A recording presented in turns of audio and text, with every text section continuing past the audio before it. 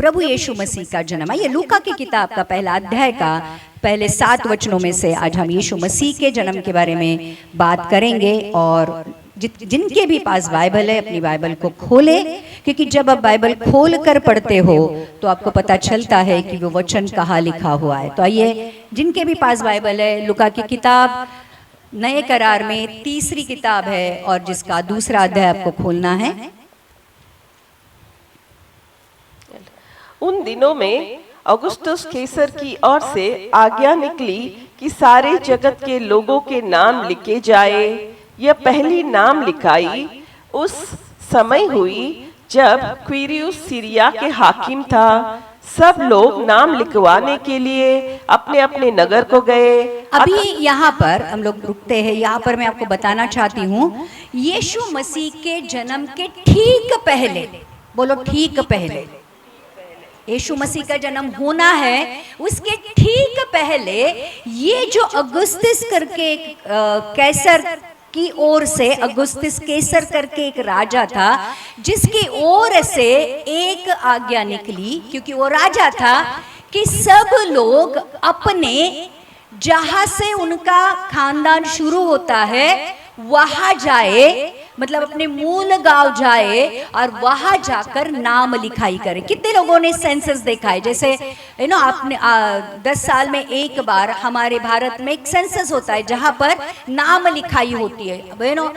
जो लोग हैं, सरकारी लोग आपके घर पे आते हैं और पूछते हैं आपके घर में कौन कौन रहता है, किसके उनकी उम्र क्या है, उनका महिलाएं कितनी है, बच्चे कितने हैं, जन्म कब हुआ, ये सब कुछ सरकार लेती है, क्योंकि सरकार को देखना होता है कि एक्चुअल में कितनी जनसंख्या भारत में है। तो हर एक देश अपनी जनसंख्या को देखने के लिए कि कितना है, तो ये अगुस्तुस कैसर करके जो राजा था उसने आज्ञा निकाली कि उसको देखना कि पूरे जगत भर में, क्योंकि ये रोमी साम्राज्य थे और साम्राज्य पूरे जगत में फैल गया था, और उनको देखना था कि पूरे जगत में कितने लोग हैं। और पहली बार ठीक यीशु मसीह के जन्म से पहले ये अगुस्तुस करके जो कैसर राजा है, ये एक आज्ञा निकालता है कि सारे जगत के लोगों के नाम लिखे जाए। और यहाँ पर बाइबल इसलिए ऑथेंटिक है, बाइबल इसलिए कह सकते हैं प्योर है, इसलिए उसके ऊपर भरोसा किया जा सकता है, क्योंकि यही एक किताब है बहुत डिटेल में, बहुत बारीकी के साथ हर एक चीज को बताती है। अब अगला वचन ये कहता है, यह पहली नाम लिखाई उस समय हुई जब क्विरिनियुस सीरिया का हाकिम था। तो ये राजा लोग थे, ये अधिकारी लोग थे, उनके राज्य काल में ये हुआ। तो ये पहली नाम लिखाई थी, बोलो पहली नाम लिखाई। पहली बार सारे जगत के लोगों के नाम ऑफिशियली राज्य सरकार या राज दरबार में क्या किए गए थे, दर्ज किए गए थे। मतलब नाम लिखाई मतलब लिटरली सबके नाम के रिकॉर्ड बनाए गए थे कि कौन कहाँ जन्मा है, उनकी उम्र क्या है। तो ये पहला सेंसस था जो यीशु मसीह के जन्म से ठीक पहले हुआ था, और लिखा है सब लोग नाम लिखवाने के लिए अपने अपने नगर को गए। मतलब जहां से वो उनकी पैदाइश थी, जहां पर उनका खानदान था, जहां पर उनके पुरखे थे। अभी आपको पूछा जाएगा आपका मूल गांव क्या है, तो सब लोग बताएंगे कि हमारा मूल गांव, जैसे अब शीला यहाँ पे है तो वो तमिलनाडु में पैदा हुई है। अब मैं यहाँ हूँ तो मेरा जो परिवार है वो शोलापुर का है। अभी आप यहाँ पर बहुत सारे लोग यहाँ पे बैठोगे, आपका मूल गांव आपको पता होता है, भले आप यहाँ पर आकर बैठ गए, मतलब बस गए हो, लेकिन आपका मूल गांव कौन सा आपको पता है। उस जमाने में उस सरकार ने ये आज्ञा निकाली थी कि जो भी आपके मूल गांव है आप वहां पर जाकर आपके नाम दर्ज कराओ। अब मैं ये सारी बातें आपको क्यों बता रही हूँ, क्योंकि यीशु मसीह के जीवन के बारे में जो भविष्यवाणियां की गई थी वो पूरी होनी थी। और एक बात और एक मैं आपको बताने वाली हूं, आगे जाकर बने रहिएगा वचन के साथ। चौथा वचन ये कहता है, अतः यूसुफ भी इसीलिए वह दाऊद के घराने और वंश का था, गलील के नासरत नगर से यहूदिया में दाऊद के नगर बेतलहम को गया। अब यूसुफ और मरियम दाऊद के घराने से थे। दोनों भी किसके घराने से थे? बोलो दाऊद के घराने से। दाऊद के घराने। हम लोगों ने ये देखा था कि दोनों भी दाऊद के दो पुत्रों के द्वारा उनकी वंशावली हम लोगों ने देखी थी।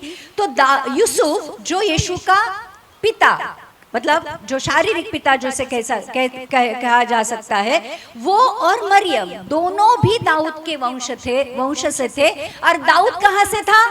बेथलेहम से था, बराबर। और ये लोग नासरत में थे, ये यहूदा नासरत में थे। और वो जो नाम लिखाई, मतलब इनका जो गांव था, ये गलील के नासरत में थे और यहूदा के बेथलेहम में जाकर नाम लिखाना था। और क्यों की आज्ञा निकली थी?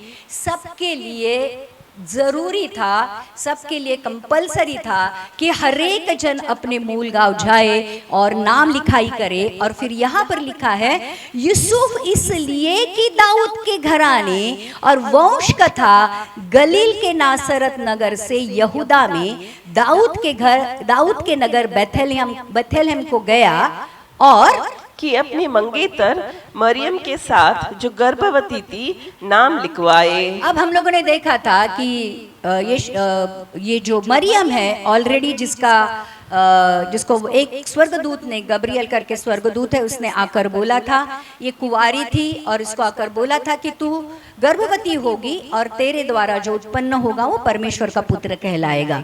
तो अब ये गर्भवती है, यीशु मसीह उसके पेट में है। और अब ये क्योंकि नाम लिखाई का प्रोसेस चालू हो गया है, तो अब यूसुफ क्या करता है, जो उसकी मंगेतर है, जिसके साथ उसकी शादी होने वाली है, लेकिन स्वर्गदूत ने आकर उसको ये कहा कि देख वो गर्भवती पवित्र आत्मा से हुई है, उसके अंदर जो उद्धारकर्ता यीशु मसीह है, तो उसको अपने घर ले आने से मत डर। और फिर यूसुफ वो गब्रियल स्वर्गदूत की बात मानता है, मरियम को अपने घर लेके आता है।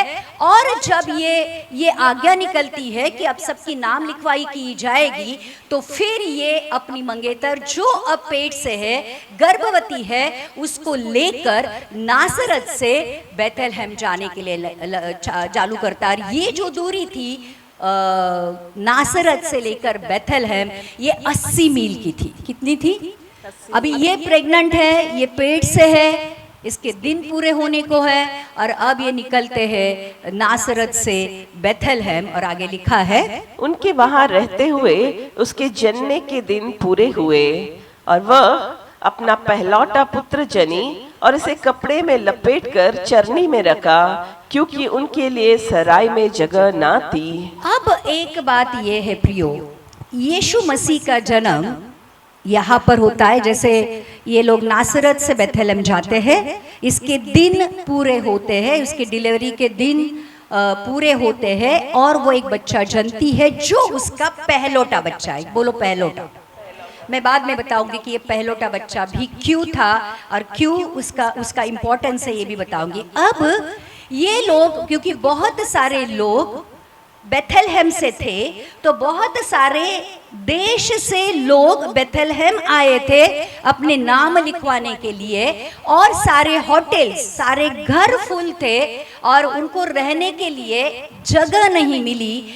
इसलिए एक जगह जहाँ चरनी जिसको कहा जाता है, उनमें उनको जगह मिलती है। और फिर क्योंकि मरियम के दिन पूरे हो जाते हैं और उसका बच्चा अभी पैदा होने वाला होता है, और फिर उस चरनी में जहाँ पर उसको जगह मिलती है, वहीं पर यीशु मसीह का जन्म होता है और उसको एक कपड़े में लिपटा जाता है और एक उस चरनी में रखा जाता है। अब पहली बात हमें ये देखनी है कि सेंसस जिसको कहते हैं नाम लिखाई, वहीं से क्यों शुरू हुई। ये जो नाम लिखाई थी AD 5 से BC 5 से AD 5 तक चली, मतलब ऑलमोस्ट 10 साल ये नाम लिखाई चल रही थी। तो यीशु मसीह का जब जन्म हुआ तो यीशु मसीह के जन्म से पहले गिना जाता है बीसी। बीसी मतलब बिफोर क्राइस्ट। यीशु मसीह के जन्म से पहले जो ईयर्स थे, जो वर्ष थे, उसको बीसी कहा जाता है। और यीशु मसीह के पैदा होने के बाद एडी कहा जाता है। और एडी का मतलब होता है अन्नो डोमिनोस। तो ये अन्नो डोमिनस का अर्थ क्या है? ये ग्रीक शब्द है जिसका अर्थ है in the year of the Lord. प्रियो, सारी दुनिया माने या ना माने यीशु मसीह को, लेकिन जब वो कैलेंडर देखते हैं तो उनको ये मानना ही पड़ेगा, आज वो जो दिन गिन रहे हैं, महीने साल गिन रहे हैं, वो महीने साल यीशु मसीह के पैदा होने से पहले और पैदा होने के बाद से डिवीजन किए गए हैं। मतलब यीशु मसीह ने इस दुनिया में आकर दिन और साल को बदल दिया है। कितने लोग समझ रहे हैं? किसी के भी इस दुनिया में आने के बाद साल और वर्ष नहीं बदले हैं। आज जो हम 2025 कहते हैं, 2025 का मतलब होता है यीशु मसीह पैदा होने के बाद 2025 साल हो गए हैं। कितने लोग समझ रहे हैं? मतलब हमारा यीशु इस दुनिया में आकर इतना ज्यादा इंपॉर्टेंट बना है कि उसके आने के बाद बिफोर क्राइस्ट दिन थे, साल थे, और उसके आने के बाद एडी हो गया है, अन्नो डोमिनस, जिसका अर्थ भी होता है in the year of the Lord. यीशु मसीह के वर्ष। कितने लोग समझ रहे बात को?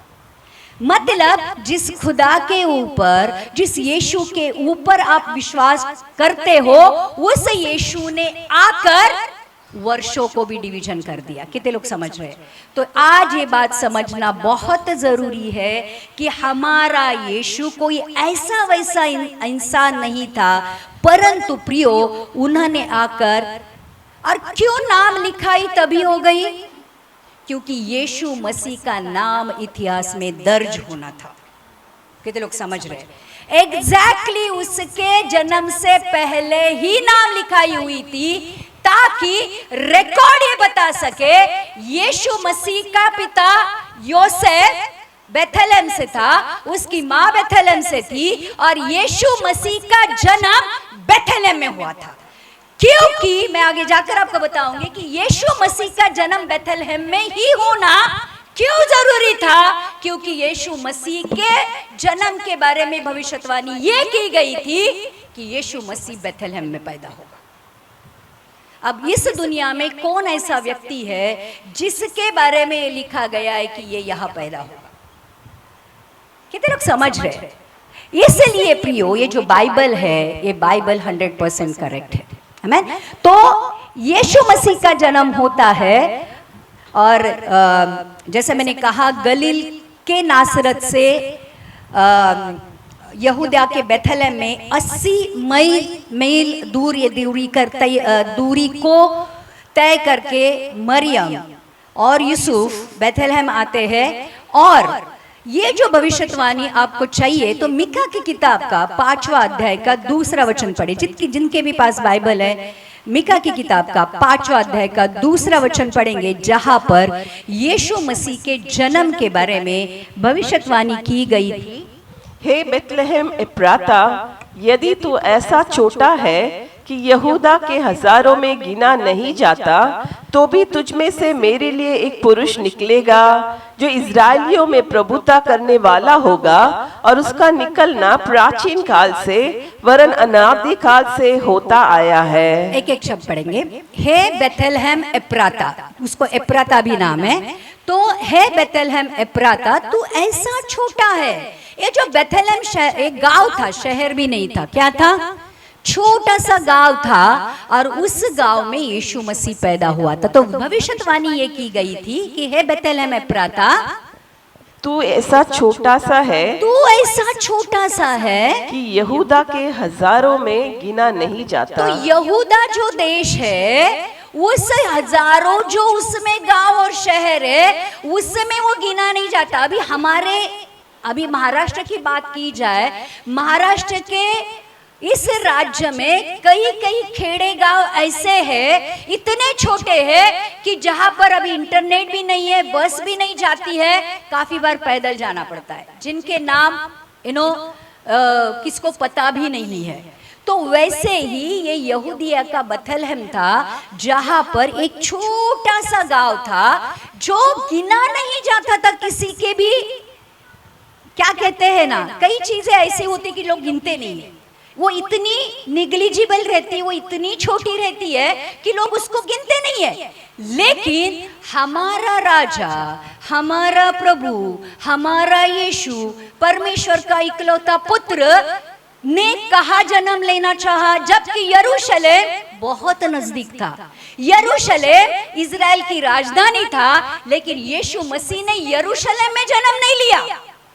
यीशु मसीह ने बेथलेहम जैसे छोटे से गांव में जन्म लिया, ये बताने के लिए कि मैं कितना छोटा हो सकता हूँ।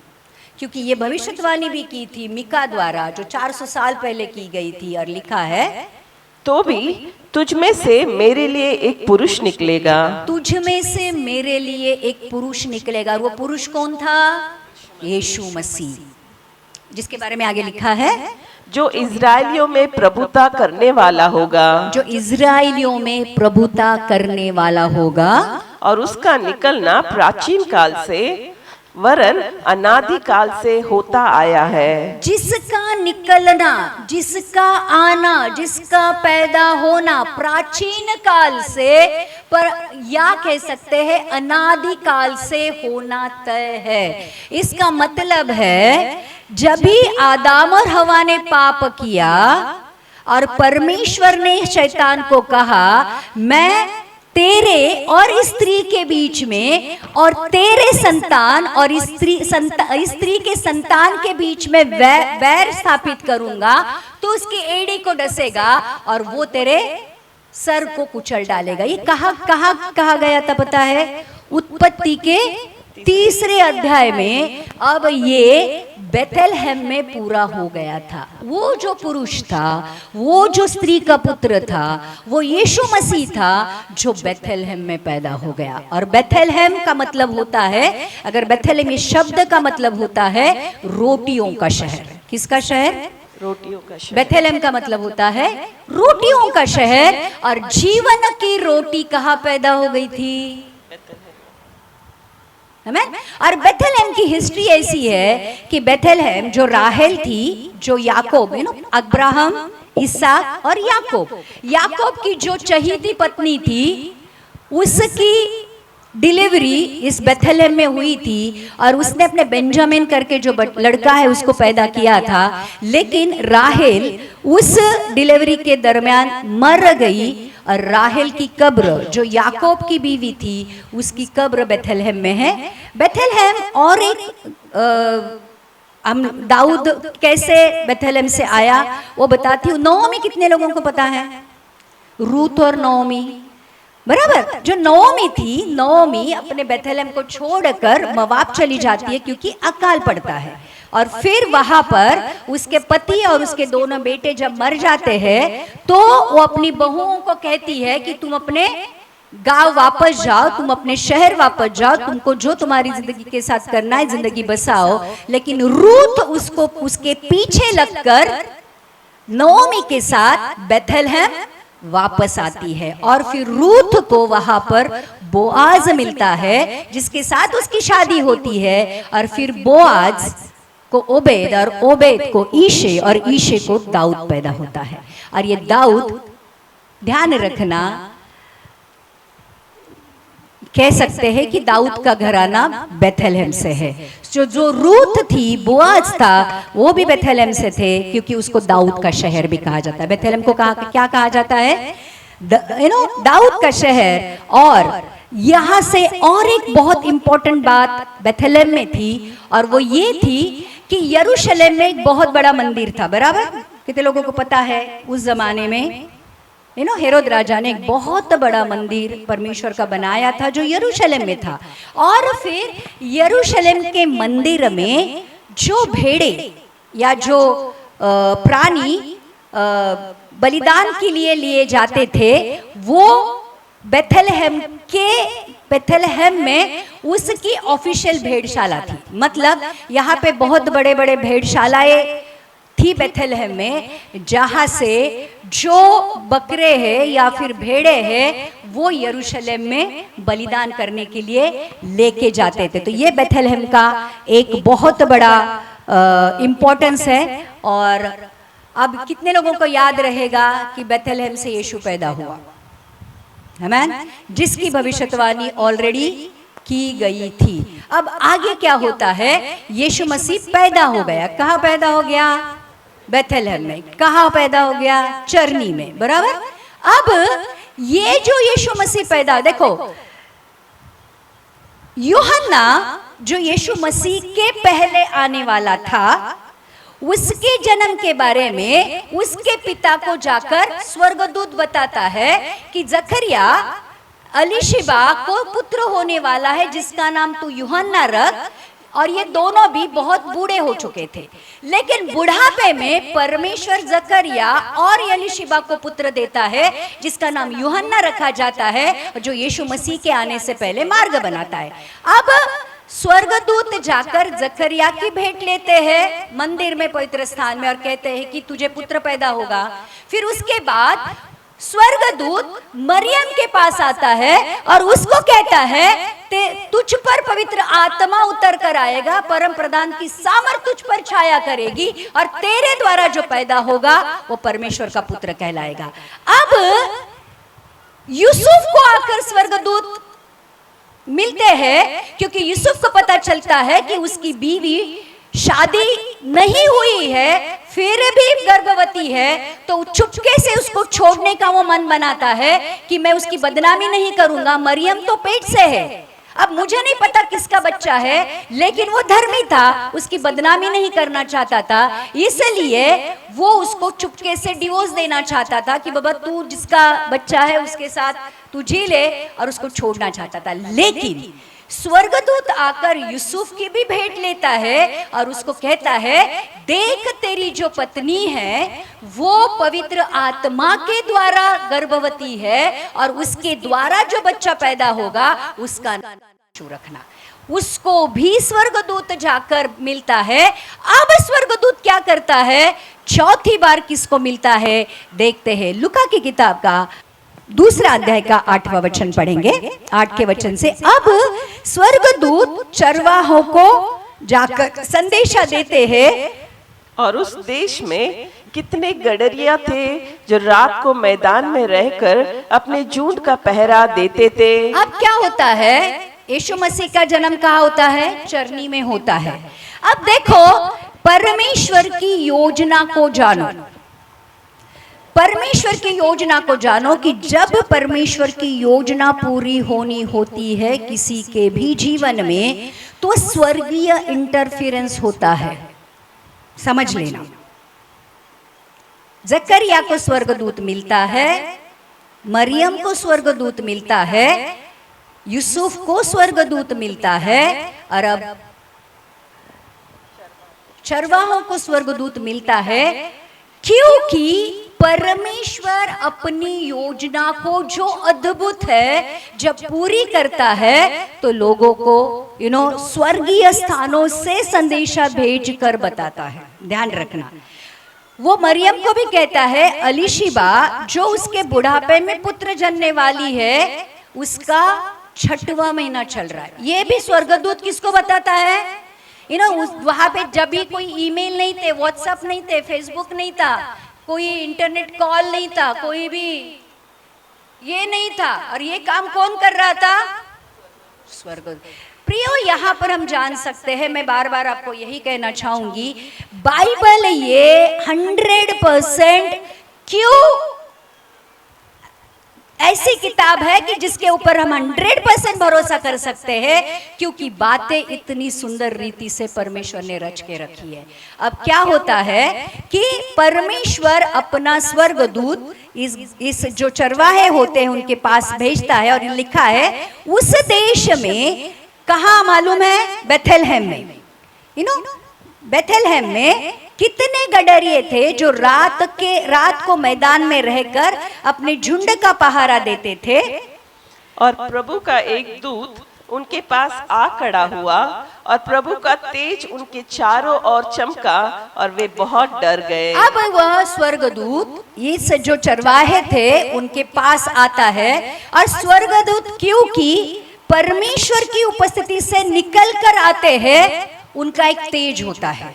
अब हम लोगों ने स्वर्गदूत नहीं देखा, इसलिए हमें नहीं पता है कि वो कितने ऊंचे रहेंगे, वो कैसे दिखते होंगे, कैसे उनके शरीर से परमेश्वर का प्रकाश निकलता होगा, ये नहीं, हमें नहीं पता। लेकिन बाइबल कहती है जितने भी लोगों ने स्वर्गदूतों को देखा वो डर गए। क्या गए?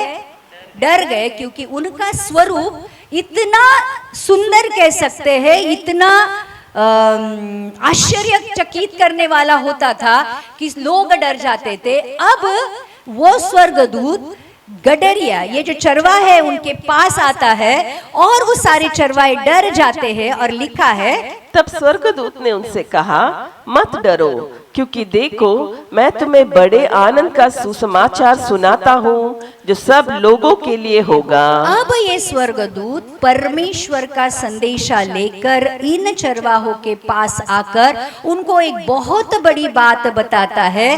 कहता है, मत डरो, क्योंकि मैं एक आनंद का सुसमाचार सुनाने वाला हूँ।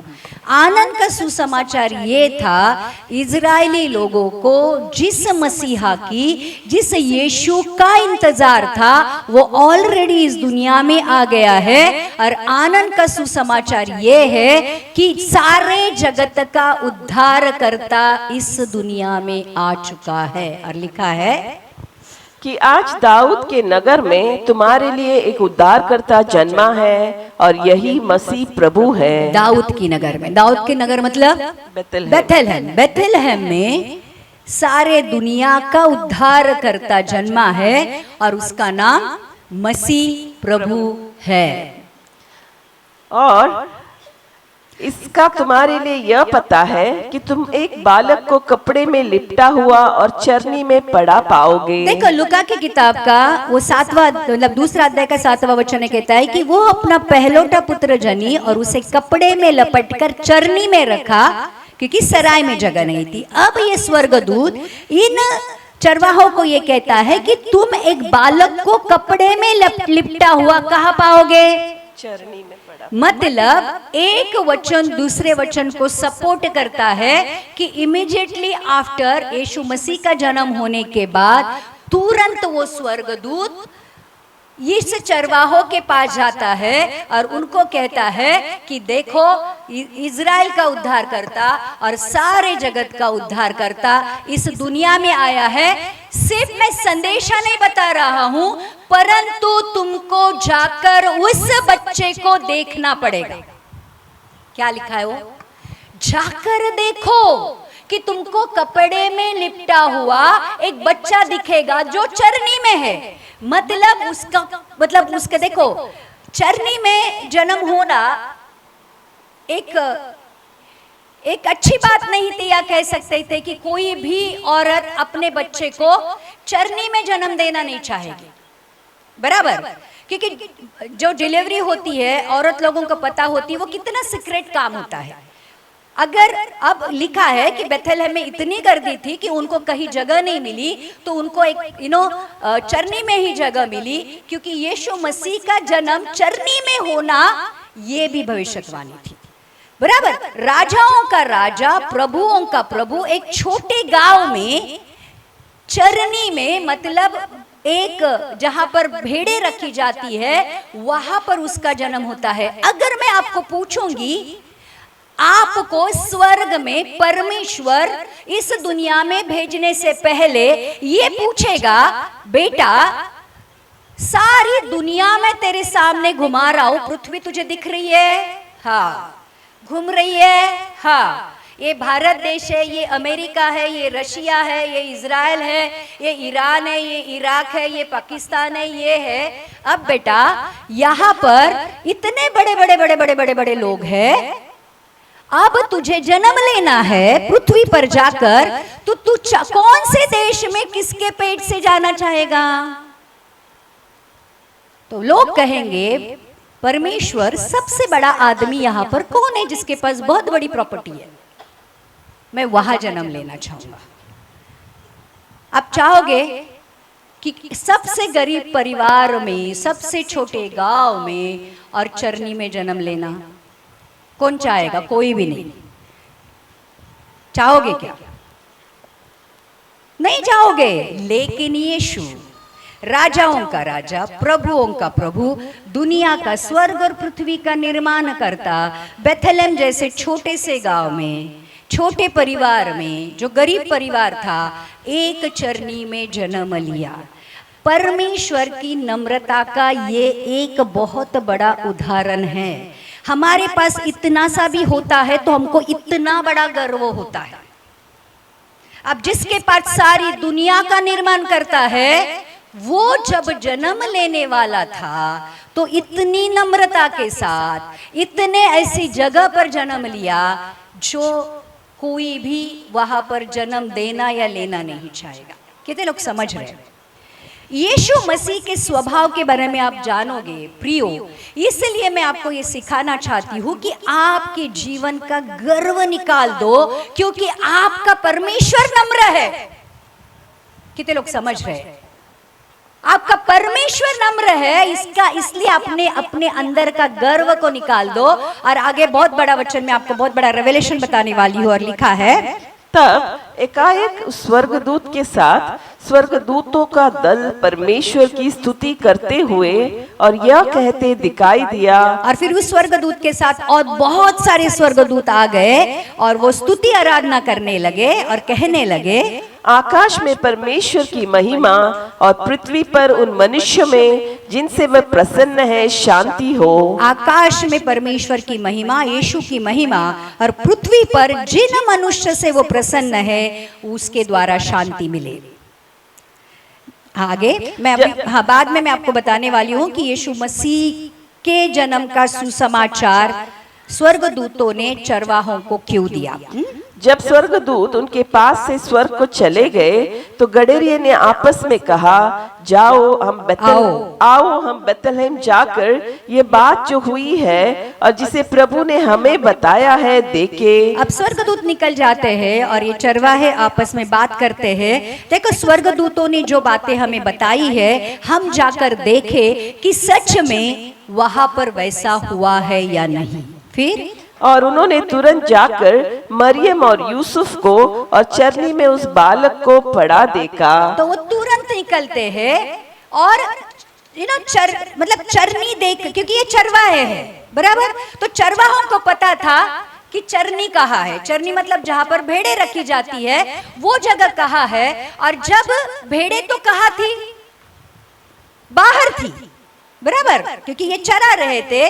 तो वो जाकर फिर भेड़शाला या चरनी को ढूंढने शुरू करते हैं और पाते हैं कि सच में एक चरनी में एक कपड़े में लिपटा हुआ एक बालक यूसुफ और मरियम के साथ है। इन्हें देखकर उन्होंने वह बात जो इस बालक के विषय में उनसे कही गई थी प्रकट की। अब परमेश्वर ने ये बातें यहाँ पर क्यों लिखी है? क्योंकि परमेश्वर को चश्मदीद गवाह भी चाहिए थे। ये ऑथेंटिकली ये प्रूव कर सके कि हाँ यीशु मसीह का जन्म चरनी में हुआ था और वो कई लोगों ने देखा है। कितने लोग समझ रहे हैं? ताकि वो लोग आगे जाकर गवाही दे कि हाँ यीशु मसीह का जन्म चरनी में हुआ था, ये हमने अपनी आंखों से देखा है। आगे लिखा है, और सब सुनने वालों ने उन बातों से जो गडरियों ने उनसे कही आश्चर्य किया।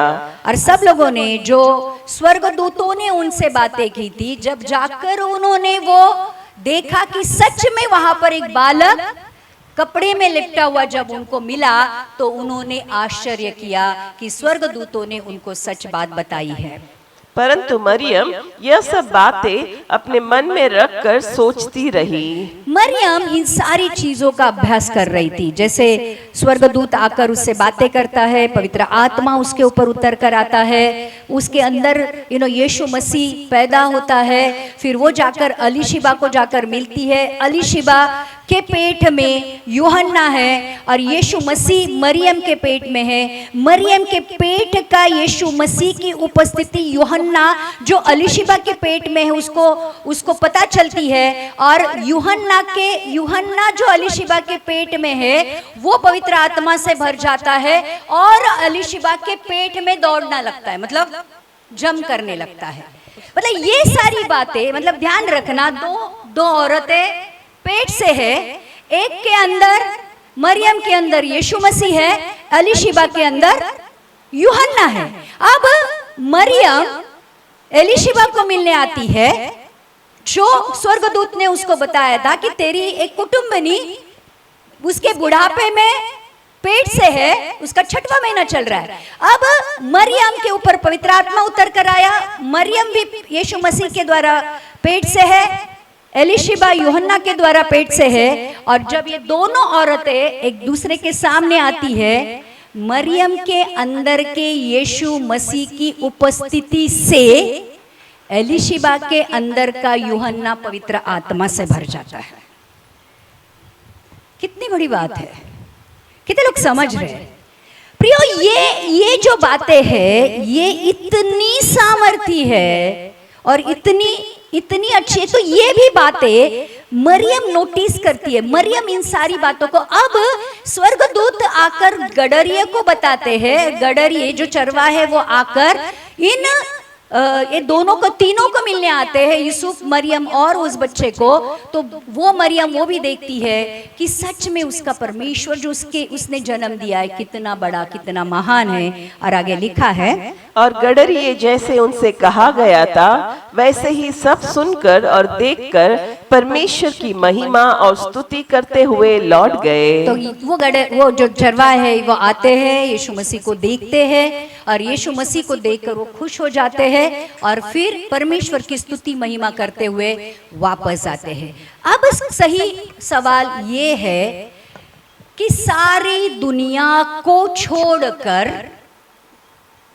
परमेश्वर यीशु मसीह के आने का संदेशा स्वर्गदूतों ने उन चरवाहों को क्यों दिया?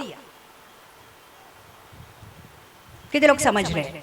यीशु मसीह पैदा हो गया है, ये संदेशा स्वर्गदूतों ने उन चरवाहों को ही क्यों दिया, बाकी सारी लोगों को क्यों नहीं दिया? अब उसके पीछे का एक सत्य ये है, यह रहस्य ये है, जैसे मैंने कहा बेथलेम एक ऐसी जगह थी जहां पर मंदिर में, यरूशलेम क्योंकि एक 80 मील की दूरी पर था, तो जो भेड़शाला में, इधर भेड़शालाएं हुआ करती थी और उस भेड़शाला में से जो भी प्राणी है वो यरूशलेम के मंदिर में क्या करने के लिए जाते थे? बलिदान दिए जाते थे। तो वो उस जमाने में, जैसे हमारे यहाँ भी रिवाज होता है अभी भी, कि साल में एक बार जाकर जो भी देवता है उसको जाकर क्या करने का, एक बकरा, कोमड़ा या जो कुछ भी है काटना पड़ता है, बराबर। तो वो जो प्रथा है वो वहीं से शुरू हुई है। उस जमाने में एक प्राणी की बलि एटलीस्ट दी जाती थी, लेकिन वो प्राणी ऐसा चाहिए था पहलोटा, पहला बच्चा जिसमें कोई ऐब नहीं है, जो लंगड़ा नहीं है, लूला नहीं है, अंधा नहीं है, जिसमें कोई बीमारी नहीं है, ऐसा पहला सा मोटा सा ताजा सा जो बच्चा होता था वो परमेश्वर को बलिदान चढ़ाने के लिए सिलेक्ट किया जाता था। अब क्या था, ध्यान रखना, अब डिस्ट्रैक्ट मत होना, एक बहुत मैं सुंदर बात आपको बताने वाली थी। यरूशलेम में याजक हुआ करते थे और वो याजकों के पास, जब समझो अब मुझे किसी प्राणी का मेरे पापों के बदले बलि देना है, तो मैं ये जो भेड़शालाएं हुआ करती, मैं मेरे भेड़शाला से, मेरे घर से नहीं, मैं मेरे घर से बकरा कोकरा लेके नहीं जा सकती थी। मुझे ये जो ऑफिशियल भेड़शालाएं हुआ करती थी वहां से वो बच्चे को, जो भी कोकरा है, बैल है या जो कोई भी है, उसको खरीदना पड़ता था।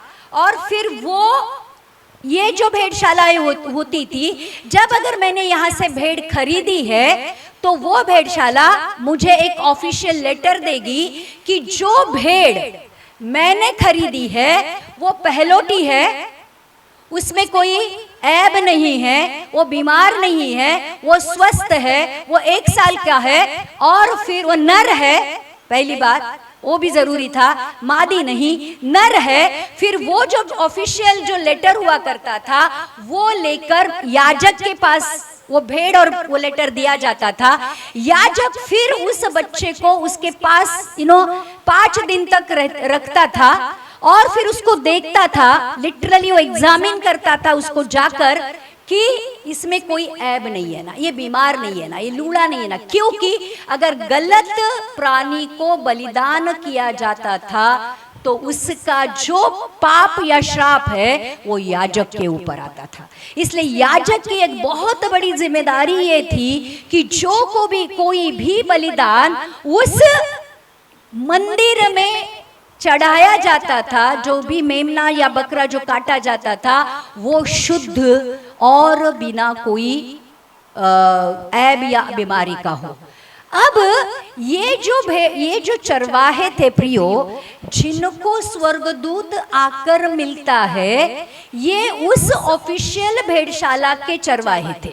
ध्यान रखना, जिनकी भेड़शाला से लोग आकर भेड़ों को खरीदते थे, उनका लेटर याजक को देते थे और फिर याजक उसका एग्जामिनेशन करता था और उन भेड़ों को बलि चढ़ाया जाता था।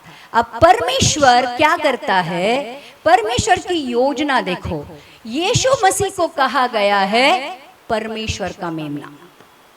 क्या यूहन्ना कहता है, देखो परमेश्वर का मेमना जो सारे लोगों के लिए बलिदान किया जाएगा। आमीन। तो ये जो मेमना था जो परमेश्वर ने स्वर्ग से भेजा गया था, अब स्वर्गदूत आकर उन भेड़शालाओं के चरवाहों को कहते थे, देखो अब तुम्हारे भेड़शालाओं से मेमना खरीदने की लोगों को जरूरत नहीं पड़ेगी, क्योंकि एक आखिरी मेमना परमेश्वर ने भेजा है जो सारे मानव जाति के सारे पापों को अपने ऊपर लेगा। और जब उसकी बलि चढ़ाई जाएगी तो सारे मानव जाति के सारे पाप उसके उस लहू के द्वारा धुल जाएंगे। और अब से जब यीशु मसीह क्रूस पर चढ़ाया जाएगा, उसके बाद मंदिर में कोई भी बलि चढ़ाने की जरूरत नहीं है। कितने लोग समझ रहे हैं? तो जो ऑफिशियल भेड़शाला के जो लोग थे, जो चरवाहे थे, उन्हीं को स्वर्गदूत ने आकर दर्शन दिया और कहा, देखो जगत का परमेश्वर का मेमना जो जगत के लिए अब बलिदान किया जाता है, उसको आकर देखो। वो पहलोटा है, उसमें कोई ऐब नहीं है, वो नर है, और उसको जाकर एग्जामिन करो कि वही वो मेमना है जो सारे मानव जाति के सारे पापों को लेके जाने के लिए आ रहा है। और इसलिए सारी दुनिया को छोड़कर परमेश्वर ने सिर्फ उस चरवाहों के पास ये संदेशा भेजा कि जाकर जो मेमना है उसको चेक करो। और वो आते हैं, देखते हैं और मानते हैं कि सच में यीशु मसीह का जन्म चरनी में हुआ है। कितने लोग समझ रहे? प्रियो, ये सारी बातें हमें जानना क्यों जरूरी है? सिर्फ यीशु मसीह कहकर विश्वास नहीं बढ़ेगा। जब यीशु मसीह के बारे में डिटेल में जानोगे तब पता चलेगा कि वो कितना महान है और वो कितना अच्छा है और सच में वो कितना सर्व सामर्थ्य और सर्वज्ञानी परमेश्वर है। तो ये जो चरवाहे थे, इनको आकर पहला संदेशा यीशु मसीह के जन्म के बाद दिया गया ताकि वो ऑफिशियली स्टैंप करे कि सच में पहलोटा नर यीशु मसीह इस दुनिया में सारे मानव जाति के सारे पापों को हराने के लिए उस चरनी में पैदा हुआ है। तो उसका जन्म छोटे गांव में हुआ, उसका जन्म गरीब परिवार में हुआ, उसका जन्म चरनी में हुआ, उसका जन्म बेथलेम जैसे एक छोटे गांव में हुआ जिसको रोटियों का शहर कहा जाता है, और वो जीवन की रोटी बनकर हमारे लिए आ गया। तो प्रियो, ये है यीशु मसीह का जन्म, और यीशु मसीह के बारे में हम बहुत सारी बातें इस ये जो सीरीज है उसके द्वारा बताने वाले हैं। मैं तो आशीषित हो रही हूँ, जिनको आशीषित होना है वो लोग एक तो हर दिन चर्च में आए, या फिर ऑनलाइन जो हम लोग लाइव करेंगे उसको जरूर सुने। देखो, परमेश्वर का वचन कहता है तुम सत्य जानोगे और सत्य तुम्हें स्वतंत्र करेगा। जितना वचन को जानोगे उतना विश्वास बढ़ेगा, जितना सत्य को जानोगे उतना आपके जीवन के हर एक अविश्वास और हर एक बंधन से आपको छुटकारा मिलेगा। और इसलिए यीशु मसीह कहने का कोई मतलब नहीं है। जब तक आप यीशु मसीह को जानते नहीं हो, पहचानते नहीं हो, उसके साथ रिश्ता नहीं बनाते हो, तब तक। इसलिए तो काफी बार हम पूछते हैं, प्रभु मैं तेरी प्रार्थना करता हूँ, प्रभु मैं उपवास करता हूँ, प्रभु मैं चिन्ह चमत्कार करता हूँ, ये करता हूँ, वो करता हूँ, लेकिन मेरे खुद के जीवन में काम क्यों नहीं हो रहा? या फिर जब यीशु आएगा और लोग यहाँ पे छोड़े जाएंगे और वो कहेंगे कि हे प्रभु, हमने तेरे नाम से भूत निकाले, चिन्ह चमत्कार के, चंगाई दी, छुटकारा दिया, वर्शिप किया, वचन सुनाए, और वो कहेगा मैं तुम्हें जानता ही नहीं हूं, हे कुकर्म करने वालों, मेरी नजर से हट जाओ। कितने लोग समझ रहे? इसलिए सिर्फ यीशु मसीह को थियोरेटिकली जानना और यीशु मसीह को आत्मिक रूप से जानने में जमीन आसमान का फर्क है। ऊपर से अपनी चीजों के लिए प्रार्थना करना, पास्टर कहता है करके बाइबल पढ़ना, एक बार उपवास वजन कम करने के लिए करना। आज कुछ खाने का मन नहीं कर रहा है तो आज मैं उपवास कर रहा हूं। वजन बहुत ज्यादा हो गया, मैं 8 दिन का उपवास करता हूं। जिन्होंने आपको मन और हृदय दिया है, क्या वो नहीं जानता है कि आप क्या सोच रहे हो और आप क्या कर रहे हो? जो सच्चा प्यार है, उस सच्चे प्यार को आप उससे सच्चा या झूठा प्यार करते हो, ये समझ में नहीं आएगा। कितने लोग समझ रहे हैं? इसलिए वो कहता है धोखा मत खाओ, परमेश्वर थट्टों में उड़ाया नहीं जाता। परमेश्वर के साथ मजाक करना बंद करो। सच में ये वचन सुनने के बाद घर में जाकर बैठो शांति के साथ और कहो, पास्टर ने कहे हुए यीशु मसीह के साथ मुझे एक नजदीकी वाला संबंध बनाना है। जब तक आप यीशु मसीह को नहीं जानोगे और यीशु मसीह आपको नहीं जानेगा, तब तक आपके लिए स्वर्ग का दरवाजा नहीं खुलेगा। आपको ऐसा लगता है कि आपका उद्धार हुआ है, लेकिन परमेश्वर को ऐसा लगना चाहिए कि मैंने इसका उद्धार किया है, तो बात बनेगी। कितने लोग समझ रहे? इसलिए अब टाइम पास बंद करो, अब परमेश्वर के साथ खेलना बंद करो, अब सीरियसली परमेश्वर के साथ रिश्ता बनाना शुरू करो। और मैंने ये यीशु मसीह के बारे में सीरीज इसलिए शुरू की है क्योंकि जो आने वाला है, हम कहते हैं आज भूकंप हो रहे हैं, लड़ाइयाँ चल रही है, यहाँ पर बाढ़ें आ रही है, नेचुरल कैलेमिटीज हो रही है, यीशु मसीह का आना करीब है, यीशु मसीह का आना करीब है, यीशु मसीह का आना करीब है, सारी दुनिया चिल्ला रही है। लेकिन प्रियो, यीशु मसीह का आना करीब है, क्या आप तैयार हो?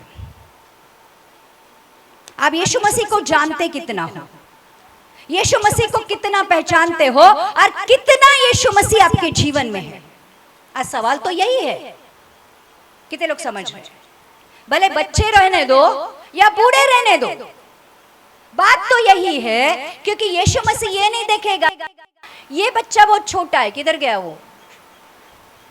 गौरी बहुत छोटी है, गौरी को थोड़ा बड़ा होने दो फिर मैं आऊंगा। अरे ये इनके जीवन में बहुत प्रॉब्लम है इसलिए वो चर्च नहीं आते हैं। अब जैसे चर्च आना शुरू करेंगे, जैसे वचन पढ़ना शुरू करेंगे, तब मैं आऊंगा। सबके लिए समय एक ही है, ध्यान रखना। और वो चोर की नाई आने वाला है, मतलब चोर बोलकर आता है आज रात को 2:03 पर मैं आपके घर में चोरी करने आने वाला हूं, तैयार रहना।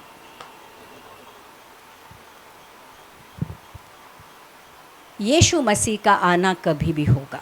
और प्रियो, अब जोक नहीं है, सच में मैं आपसे कहती हूँ, मैं दिल की गहराइयों से कहती हूँ। मेरा एक पास्टर होने के बावजूद आपके लिए दिल धड़कता है, आपके लिए सच में, इसलिए मैं आपसे गुस्सा करती हूँ, आपको बोलती हूँ, आपको बार बार फ़ोन करती हूँ, चर्च आ जाओ। अब मुझे बताओ, इधर बैठकर आप वचन सुन रहे हो, मेरा क्या फ़ायदा है? मुझे सिर्फ ऐसा लगता है पास्टर होने के नाते कि कोई भी नाश नहीं होना चाहिए, क्योंकि नर्क बहुत खतरनाक चीज़ है। एक बार कोई नर्क में जाता है, अनंत काल के लिए वहीं पर रहता है। तो परमेश्वर की कितनी ज्यादा इच्छा रहेगी, जिसने हमारे पापों के लिए उस क्रूस पर जान दी, वो कितना चाहेगा कि किसी का भी नाश न हो, परंतु यीशु मसीह के ऊपर विश्वास करने के लिए हर एक का उद्धार हो। प्रियो, समझो क्या मिलता है, क्या नहीं मिलता है, कितनी प्रॉब्लम जाती है, कितनी प्रॉब्लम आती है। सोचना बंद करो, अपने सारे बोझ यीशु के ऊपर डालना शुरू करो, यीशु के हाथ में अपनी जिंदगी दे दो, और फिर देखो कितने अच्छी तरीके से परमेश्वर आपकी जिंदगी को चलाता है। प्रॉब्लम ये है, जिंदगी देने वाले के हाथ में जिंदगी देने को हमें प्रॉब्लम है। कितने लोग समझ रहे? कुछ ना कुछ हम अपने पास रखते ही रखते हैं। सारा अधिकार और सारा जो कुछ भी कंट्रोल है यीशु के हाथ में दे दो, और फिर देखो आपकी जिंदगी किस तरह से परमेश्वर बदलता है। एक अद्भुत जिंदगी जीना आप शुरू करोगे। और इसलिए यीशु मसीह के बारे में जानना बहुत ज़रूरी है, क्योंकि जितना हम यीशु मसीह के बारे में जानेंगे उतना हम उससे प्यार करना लगेंगे। आमीन। आइए अपनी आंखों को हम बंद करते हैं। ओ धन्यवाद करते परमेश्वर, धन्यवाद करते हैं, धन्यवाद करते खुदा तेरे वचन के लिए। सच में तू महान है प्रभु जी, तू महान है, तू सर्व सामर्थ्य, सर्वज्ञानी, सर्वव्यापी है। हो मेरे खुदा, मेरे जीवन में आ, मेरे जीवन में आ। मैं अकेला हूँ, मैं टूट चुका हूँ, मैं पूरी तरह बर्बाद हो चुका हूँ। मेरा कोई सहारा नहीं है, मुझे कोई जानने वाला नहीं है, मेरे दुखों को कोई समझने वाला नहीं है।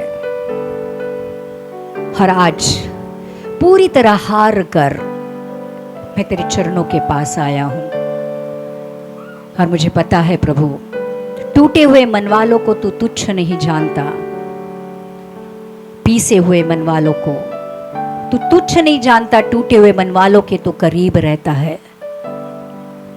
आज मेरे पास कुछ नहीं है, सिवाय इसके कि एक टूटा हुआ हृदय और एक बीमार शरीर लेकर मैं तेरे पास आया हूं। मेरा मन टूट गया है परमेश्वर, मुझे कुछ भी अच्छा नहीं लगता, जीवन जीने की इच्छा पूरी तरह मर चुकी है। और प्रभु, आज यही बलिदान लेकर, एक टूटा हुआ मन बलिदान लेकर आज मैं तेरे चरणों के पास आया हूं। और प्रभु, मुझे आशा है, मुझे विश्वास है प्रभु, जिस किसी हालत में मैं हूं तू मुझे स्वीकार करेगा। प्रभु, मैं तुझे एक ही बात कहना चाहता हूं, मैं तुझसे प्यार करता हूं। हाँ यीशु, हाँ यीशु, मैं तुझसे प्यार करता हूं और मैं तेरे साथ एक रिश्ता बनाना चाहता हूं। प्रभु, तुझे मैं जानना चाहता हूं, दिल की गहराइयों में मैं तुझे बसाना चाहता हूं। प्रभु यीशु, आज मेरे दिल में आ, आज मेरे दिल में आ। प्रभु, कब तक तू मेरे दिल के दरवाजों को खटखटा रहा था, लेकिन आज मैंने अपने दिल का दरवाजा तेरे लिए खोल दिया है। प्रभु, मैं सच में नहीं जानता तू कैसा है, लेकिन मैं जानना चाहता हूं तू कैसा है। प्रभु, मेरे जीवन में आ, मेरे हृदय में आ। मैं अपने जीवन को तुझे समर्पित करना चाहता हूं। मेरे जीवन का तू प्रभु बन। आज प्रभु परमेश्वर के रूप में मैं तुझे स्वीकार रहा हूं। यीशु मेरे जीवन में आ, यीशु मेरे जीवन में